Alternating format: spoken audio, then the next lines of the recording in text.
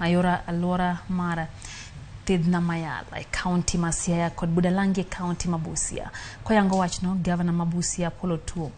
Olaironija ten migao mochung'ne jo Uganda isha jomwa Osingo mara oro jo NYS mondo mi obirgiting mabiro gibiro konyo Gero Oinga no. Jatan jotije County Masia Sara Sobuna mano ochung ilo Governor James Orengo kone gise ango gik mowinjore otim mare so jopiny kalure kodoula mano monjogi.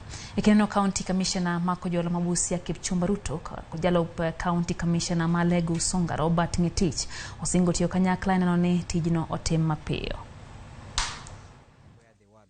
But also to ensure that this problem is addressed so that in case it rains again in the future, it does not reoccur. Also, we need to bring the community on board so that they appreciate what those who are downstream may be having challenges with water, while those in the upstream may want to retain, may also have issues with the water. So it is something that we did the joint so that all the communities, both in this Yala ecosystem, are brought on board so that we can address these issues comprehensively.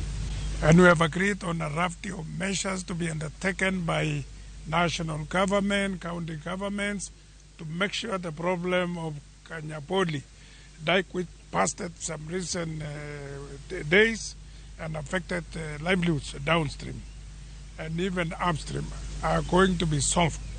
So we have made an appeal to the national government, specifically the State Department for Public Service, to bring some equipment to make sure we reconstruct the dike as quickly as possible.